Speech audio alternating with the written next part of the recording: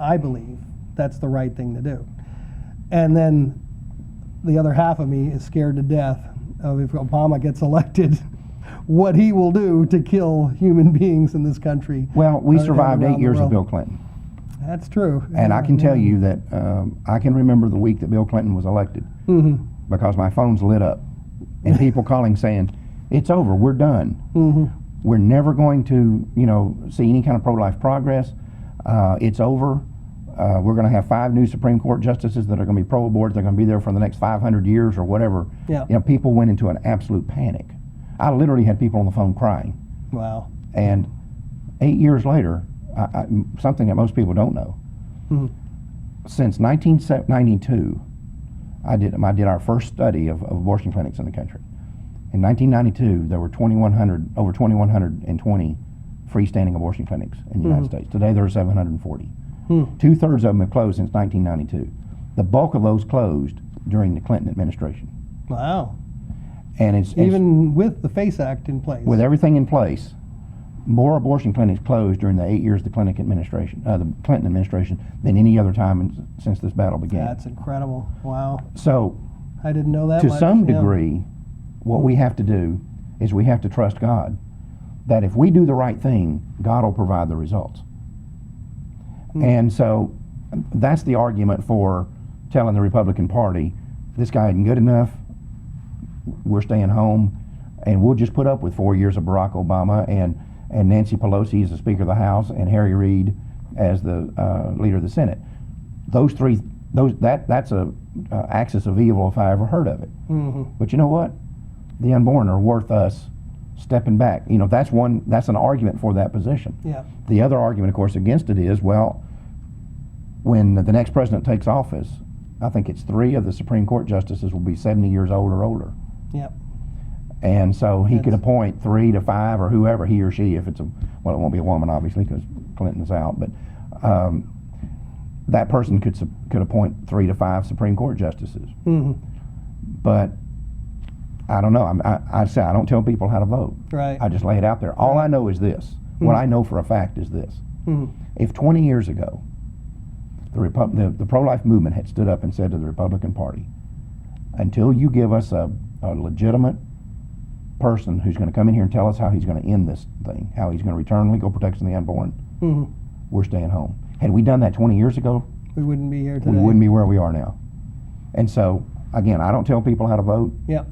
But there's a couple of good schools of thought there to think about, and I agree with that.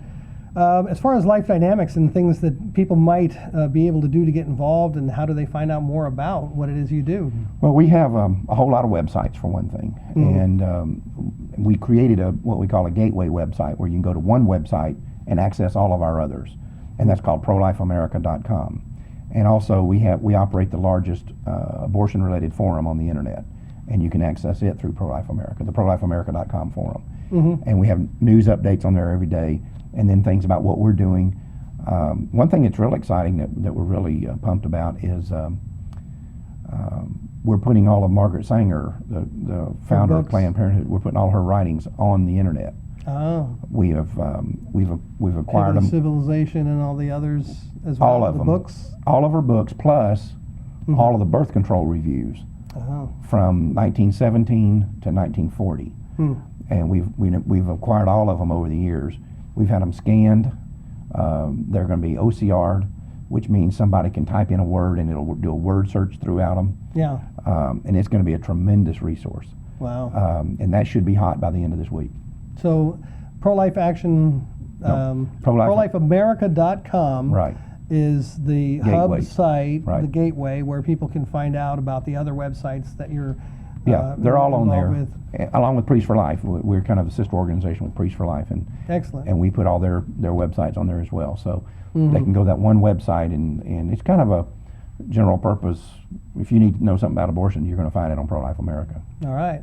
And what do you say to folks out there who might be thinking they want to get involved somehow? What can they do? Well, my argument has always been that God gave each one of us talents. There's things that I can do that you can't do. There's things you can do that I can't do, or won't do, or don't feel comfortable doing, or whatever. That's what I did when people are always calling me saying, well, how did you get involved pro-life full-time? I'd love to do full-time pro-life work, but how do you survive, and where do you find your niche? What I did was take an inventory of my talents. I looked around and said, okay, I'm real good at this. I'm no good at all at this. This is my skill. I have no skills in this. And then I concentrated on my skills and said, okay, how can I take this skill set and use it in the pro-life movement?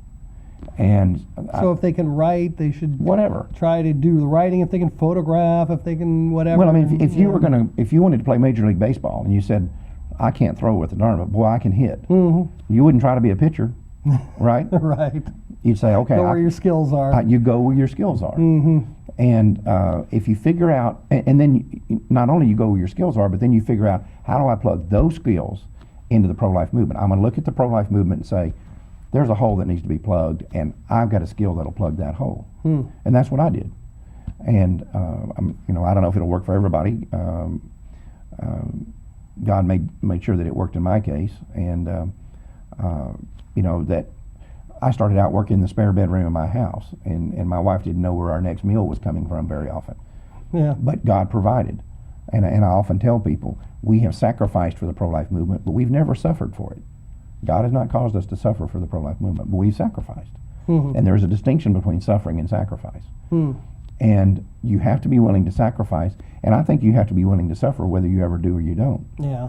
But I think it's just a matter of taking inventory of yourself and seeing what you're good at. And anything you're good at, there is some way to use that in the pro-life movement. Mm-hmm. I mean, the skills that I thought I had, most people would say, well, what does that have to do with pro-life? But I found ways to make those fit. And, right. I think that's what you have to do. Well, and here we are, right. all these years later, and right. you've obviously done a lot. The behind-the-scenes stuff has fascinated a lot of people, and I've had people write to me and sign up with Pro-Life Unity and ask how they can do the kind of stuff that you do, right. which of course now in turn I'm having to refer them to you because right. you specialize in this stuff. Right. It's not what I do. So for those of you who are watching and you want to do the behind-the-scenes stuff, we'll go to prolifeamerica.com and check out the links there. Communicate with these folks here at Life Dynamics. Mark Crutcher, thank you for taking the time speaking with us today. And my pleasure. Appreciate you doing what you do. As we often say in the movement, if it weren't for us folks out there speaking for the unborn, they would die in silence. Absolutely. So thank you. Thank you, Mark. Thank you, sir.